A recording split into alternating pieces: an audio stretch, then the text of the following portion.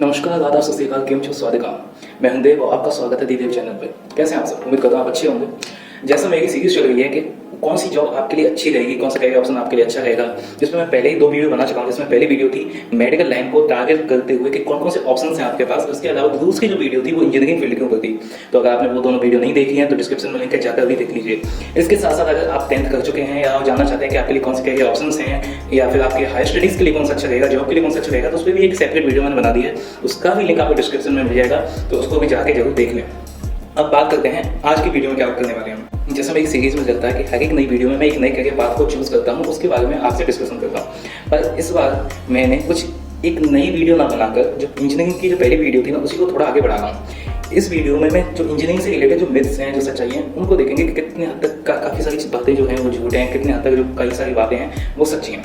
ठीक है, क्योंकि एक्चुअली हुआ क्या कि कल परसों में एक वीडियो देख रहा था यूट्यूब पे ही, तो उसके नीचे कमेंट आया हुआ था कि किसी बंदे का IIT में सिलेक्शन हो गया था, तो उसने इलेक्ट्रिकल ब्रांच ले ली थी।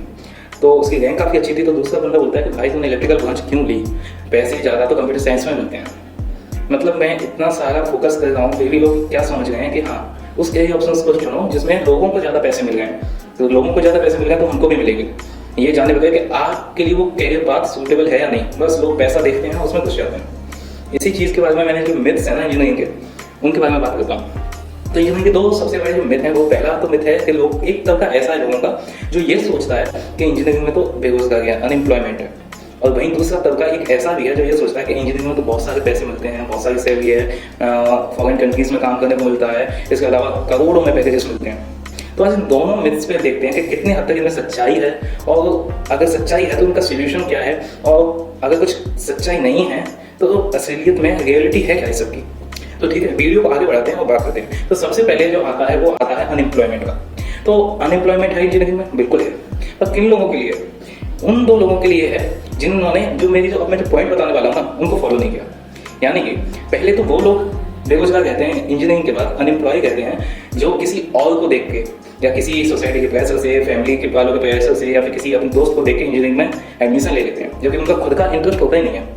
अब खुद का इंटरेस्ट नहीं है और इस वजह से आप एक फील्ड में जा रहे हो, तो आपको सक्सेस कैसे मिलेगी? ये तो सिंपल सी बात है। तो आपको अनएम्प्लॉयमेंट तो देखनी ही पड़ेगी, क्योंकि आपने अपने करियर का इतना इंपॉर्टेंट डिसीजन किसी और की बातों को सुनकर, किसी और को देख कर लिया, ना कि खुद के इंटरेस्ट से।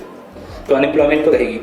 अगर आपको ये नहीं पता कि अपना इंटरेस्ट कैसे जाने, तो मैंने जो इंजीनियरिंग की वीडियो बनाई थी उसको जाके आप देख सकते हैं। दूसरा पॉइंट जो होता है अनएम्प्लॉयमेंट का, कि मान के चलिए किसी इंसान का इंजीनियरिंग में इंटरेस्ट भी है और वो एडमिशन ले भी लेता है इंजीनियरिंग में, तो पर उसको ये नहीं पता कि इंजीनियरिंग की पढ़ाई करते कैसे हैं।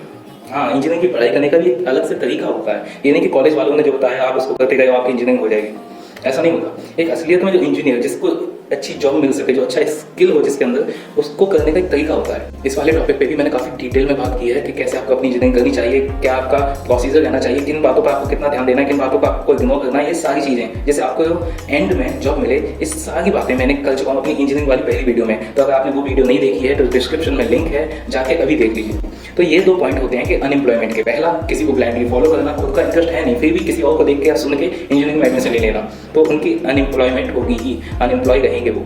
अगर आपने एडमिशन ले लिया, आपका इंटरेस्ट था, फिर भी आपको ये नहीं पता था कि इंजीनियरिंग करते कैसे हैं, आपने बस लोगों का सुना और करते चले गए, कॉलेज वालों ने कह दिया वो काम करते चले गए, आपको सही तरीका पता ही नहीं था कि इंजीनियरिंग कैसे करते हैं, तो आपके अनएम्प्लॉय होने के चांसेस बहुत ज़्यादा होते हैं। तो यही 2 रीज़न होते हैं जिसकी वजह से इंजीनियरिंग करने के बाद भी लोगों को जॉब्स नहीं मिलती। तो अब आपको समझ में आ गया होगा कि अनएम्प्लॉयमेंट है, पर उन लोगों के लिए है जिनको सही तरीका नहीं पता, जिनका इंटरेस्ट नहीं था। तो अगर आपका इंटरेस्ट है और आपको सही तरीका पता है इंजीनियरिंग का, तो आपके लिए जॉब की काफ़ी सारी अपॉर्चुनिटीज़ हैं। क्योंकि पता है, एक सर्वे हुआ था जिसमें पता चला था कि कंपनियां जो है ना, इंजीनियरिंग के जो करके निकलते हैं बच्चे, जो इंजीनियर बनते हैं, उनको लायक ही नहीं समझते अपनी जॉब के लिए। ऐसा कंपनियों ने खुद कहा है। क्यों लायक नहीं समझती? क्योंकि उनको सही तरीका नहीं पता।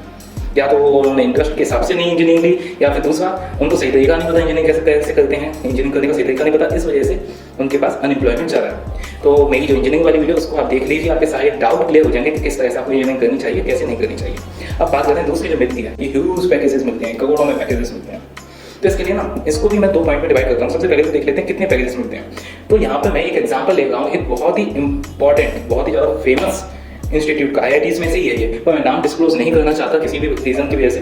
पर आप गूगल पे सर्च करोगे तो आपको मिल जाएगा कि मैं किस बारे में बात करूँ। और ऐसा लगभग सारी यूनिवर्सिटीज़ का है, सारी जो टॉप की जो इंस्टीट्यूट माने जाते हैं उन सभी का है। तो मान के चलिए कि जो इंस्टीट्यूट है उसमें लगभग सीट है 1016 के समथिंग, ठीक है।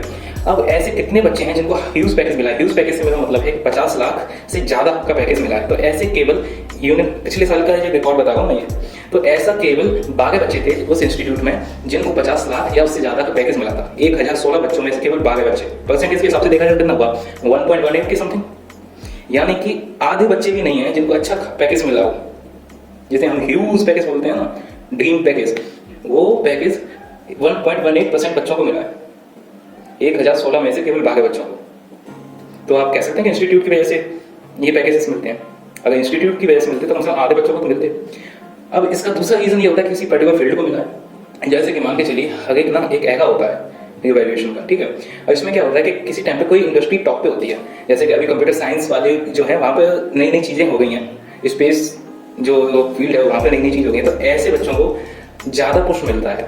जैसे एक टाइम पे मैकेनिकल बच्चों को ज़्यादा पुश मिलता था, एक टाइम पे सिविल के बच्चों को ज़्यादा पुश मिलता था। इसी तरह से आज के टाइम पे थोड़ा सा उनको पुश मिलता है। तो इसका मतलब ये नहीं कि सारे बच्चे स्पेस में चले जाएंगे, स्पेस फील्ड में चले जाएंगे, या सारे बच्चे कंप्यूटर साइंस की फील्ड में चले जाएंगे।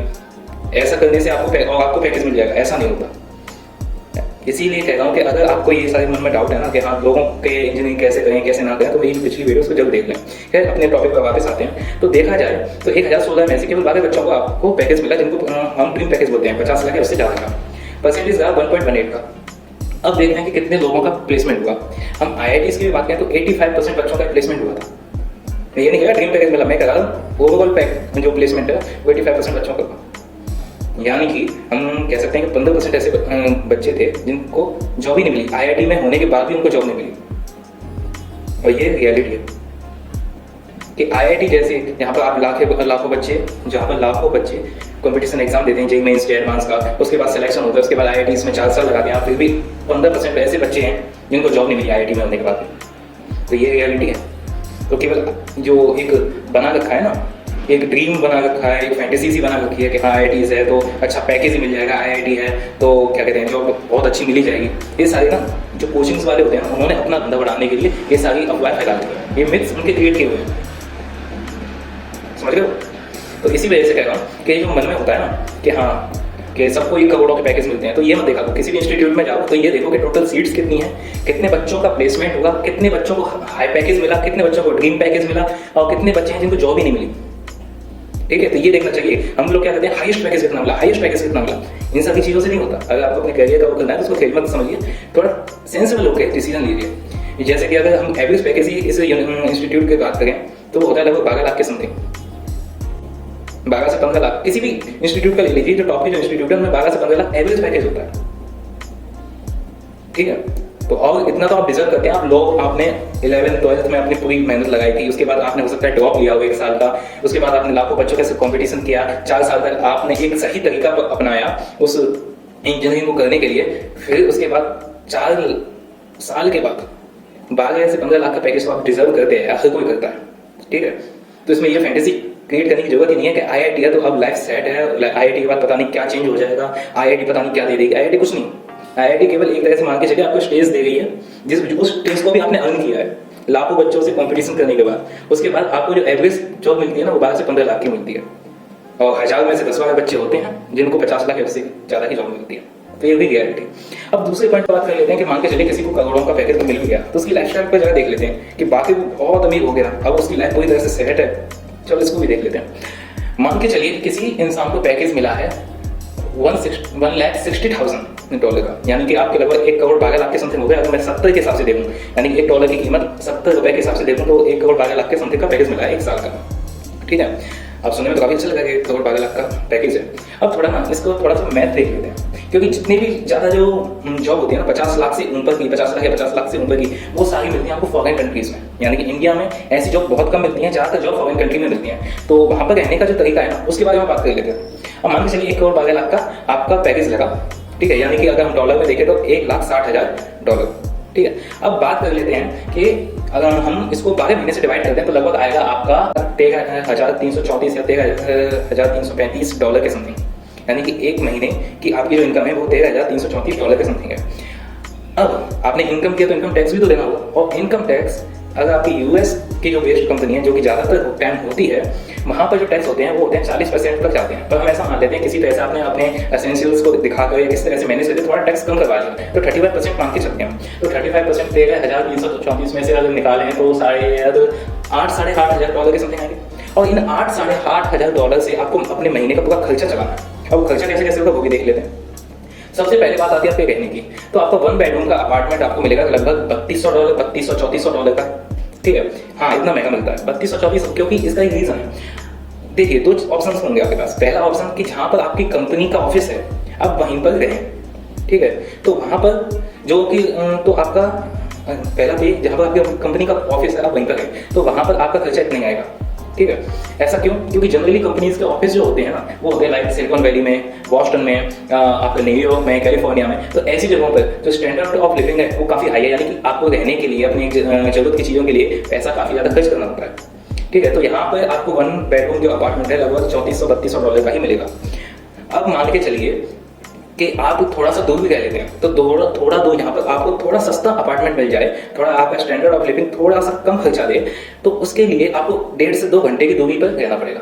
यानी कि अगर आपको ऑफिस डेली जाना है तो ऑफिस जाने के लिए लगभग आपके आने जाने में 3 से 4 घंटे खर्च हो जाएंगे। इसके अलावा आपको कई सारी चीज़ें देखनी होती हैं, केवल यूएस के नाम से कुछ नहीं होता कि आपका जो एरिया है वो कैसा है, सिक्योरिटी कैसी है, फैसिलिटीज़ कैसी हैं, ये सारी चीज़ें देखनी होती हैं, ठीक है। तो मुझे नहीं लगता कि आप 3 से 4 घंटे बर्बाद करोगे पैसे बचाने के लिए, कि 3 से 4 घंटे डेली एक्स्ट्रा खर्च करना आपके ऑफिस टाइम के अलावा काफ़ी ज़्यादा हार्ड हो जाता है। इसके अलावा आपके ट्रैवलिंग का खर्चा भी होगा, तो आप कहीं ना कहीं वहाँ पर ही प्रेफर करोगे अपनी जितना नज़दीक हो सके अपने ऑफिस के पास, ठीक है। उसका दूसरा रीज़न ये भी है कि जब आप अपने ऑफिस के पास रहते हो ना, तो वहाँ पर कई सारे ऑफिस होते हैं, वो भी कंपनीज होते हैं, तो वहाँ पर आपके नए नए कनेक्शन बनते हैं जो आपकी कैरियर की ग्रोथ के लिए बहुत जरूरी है। क्योंकि जब तक आपके कनेक्शंस नहीं बनेंगे, आपको अलग अलग इंडस्ट्रीज में, अलग अलग कंपनीज में एक बेटर अपॉर्चुनिटी पाने का मौका नहीं मिल पाएगा। तो प्रेफर आप यही करेंगे एट द एंड कि आप अपने ऑफिस के पास ही रहें। तो वहाँ पर 1 बेडरूम अपार्टमेंट का खर्चा 3200 से 3400 रुपये। अब कितने बचे आपके पास? लगभग 5400-5500 रुपये। अब इसके बाद सबसे जो इंपॉर्टेंट आता है वो आता है आपका खाना। रहना हो गया खाने के लिए, तो जहाँ पर आप रह रहे हैं, जो जैसा मैंने कहा स्टैंडर्ड ऑफ लिविंग हाई है, तो खाने का लगभग अगर मैं कम से कम भी मानूंगा तो $1000 आपके महीने के खर्च हो जाएंगे खाने के। अगर ये तो तब है जब आप गूगल या फेसबुक जैसी कंपनियों में आपका जो सिलेक्शन हो जाता है, तो वहाँ पे लंच आपको फ्री में मिलता है, तो आपको ब्रेकफास्ट, डिनर और बीच के जो स्नैक्स हैं उनका खर्चा तो खुद ही करना पड़ेगा। तो उसका लगभग एक मिनिमम मानूं मैं तो लगभग $1000 खर्च हो जाएगा। कितने बचे आपके पास? $4400-4500। अब बात करते हैं गाड़ी की, और विश्वास कीजिए मैं गाड़ी की बात इसलिए कर रहा हूँ क्योंकि आप लेंगे। क्यों? क्योंकि खाने से सस्ती आपको गाड़ी मिलेगी वहाँ पे। जैसे कि कोई मस्टैंग या BMW जैसी कार है, आपको 500 से $750 के बीच में पर मंथ की लीज पे मिल जाएंगी। इतनी सस्ती गाड़ियाँ होती हैं, यानी खाने के लिए आप $1000 खर्च कर रहे हैं, तो गाड़ी आपको $550 से $750 के समथिंग अच्छी खासी, जैसे पॉर्श और क्या कहते हैं BMW, मस्टैंग जैसी गाड़ियाँ मिल जाएंगी आपको। तो एट द एंड आप कितना भी अभी बोल रहे हैं कि नहीं यार पैसे बचाएंगे, पर जब बाकी लोगों को देखते हैं ना आप साथ में कि यार वो भी लेगा तो थोड़ा कितना खर्चा होगा, तो थोड़ा और खर्चा और सही, तो आप करेंगे, ठीक है। तो 4400 में से 750 के समथिंग निकाल दीजिए, तो आपके 3600 रुपये आपके बचे। अब 3600 में से अब आपकी बाकी की चीज़ों के भी खर्च होंगे, जैसे आपकी क्लॉथ, आपकी ग्रूमिंग के आइटम, आपकी लॉन्ड्री, आपकी ट्रैवलिंग पे जो पेट्रोल वगैरह का खर्चा होगा वो सारी। तो इन सारे का भी अगर मैं लगभग मानूँ तो $2000 खर्च हो जाएंगे। अब आपके पास कितने बचे? 1600 के समथिंग, 1500-1600। यानी कि महीने के एंड में आपने कितने डॉलर बचाए? 1500-1600। वो कब? जब हमने हर एक जो क्राइटेरिया है उसको मिनिमम लेके चला है, तब आगे $1500 से $1600 मिल गए, बच गए। यानी कि अगर मैं मान के भी चलूँ, अगर 1500 को भी मान के चलूँ 70 के हिसाब से, तो लगभग 1 लाख 1.25 लाख रुपए महीने का बचा गया, ठीक है। अब ये मान के चलिए कि ये तो तब है जब आप सिंगल हैं। अगर आपकी फैमिली होती है, आपकी वाइफ होती है, आपके बच्चे होते हैं, तो उनका खर्चा अलग होगा। तब तो आपके जो इनकम है हो सकता है वो कम पड़ने लग जाए आपको, अगर आप ही अपने घर में केवल कमाते हैं तो इस चीज को ना, जो अपन ये सोचते हैं कि करोड़ों का पैकेज, उस चीज़ को समझने की कोशिश कीजिए। अगर आप सिंगल हैं और हम हर खर्चे को मिनिमम लेके चल रहे हैं कि हम ना आप ऐसी हालत में रहें कि आपके पास सुविधाएं ना हो, ना आप इस तरह से रहें कि आप फिर क्या कहते हैं उसको, बेफिजूल की खर्चे कर गए हो, बेफिजूल का खर्चा कर गए हो। हम बीच की स्थिति में ना हम कंजूसी दिखा गए, ना हम बेफिजूल का खर्चा कर गए। हम जो हमारी जो जरूरत है ना उनको तो पूरा कर गए हैं, तब आपके पास 1500 से $1600 महीने के बच गए हैं। तो ये क्या कोई बहुत बड़ी बात है क्या? आप सोचिए, आपने 11th-12th लगाई पढ़ पढ़ के, 1 साल का ड्रॉप भी लिया होगा, लाखों बच्चों के साथ कंपटीशन किया, 4 साल इंजीनियरिंग में अपनी जान लगा दिया। उसके बाद आपको एक फॉरेन कंट्री में एक करोड़ों का पैकेज मिला, जो इंडियन रुपीज में करोड़ों करोड़ों का लगता है। पर जब हम रियलिटी चेक करते हैं तो आपके 1500 से $1600 बच रहे हैं महीने के।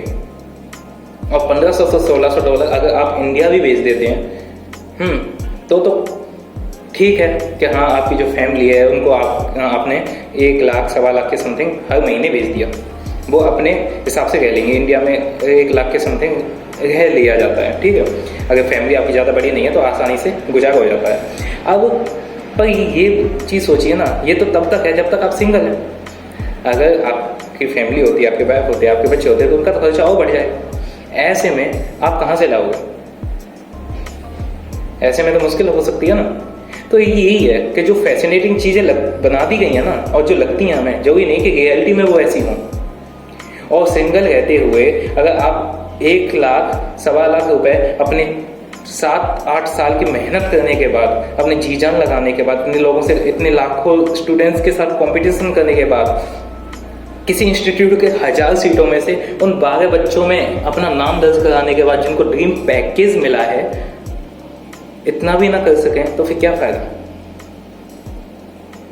तो जो ये लोग ये सोचते हैं कि हाँ पता नहीं अब तो करोड़पति हो जाएंगे, यूं ही पैसे उड़ाएंगे, तो पैसे उड़ाने के लिए तो तब भी नहीं मिलेंगे आपको, अपनी जरूरत का खर्चा जरूर निकाल सकते हैं। बल्कि एक चीज सिंपल सी और बताऊं ना, कैलिफोर्निया जैसे स्टैंडर्ड वाले जगह पे अगर आपको 1 करोड़ का पैकेज मिल रहा है तो वो बेंगलुरु में मिलने वाली 15 लाख की जॉब के बराबर है। तो ये दोनों अमाउंट के पैसों से, अब अगर आप बेंगलुरु में रहते हैं और आप कैलिफोर्निया में रहते हैं तो वहाँ पर 1 करोड़ जो पैसे मिलेंगे, वहाँ से आप जिस तरह की लाइफस्टाइल जी सकते हैं, वही लाइफस्टाइल आप 15 लाख रुपए में बेंगलुरु में जी सकते हैं। अगर सेम है, वहाँ के 1 करोड़ रुपए और यहाँ के 15 लाख रुपए। तो इस चीज़ को ना ध्यान से सोचिए। और इंजीनियरिंग लेनी है नहीं लेनी, इसका फैसला अपने इंटरेस्ट के हिसाब से कीजिए। इंटरेस्ट है या नहीं है, और इंटरेस्ट है भी तो इंजीनियरिंग कैसे करनी है, इस सारी चीज़ की जानकारी मैं पिछली वीडियो में दे चुका हूँ, उसकी लिंक डिस्क्रिप्शन में है, उसको जाके देख लीजिए।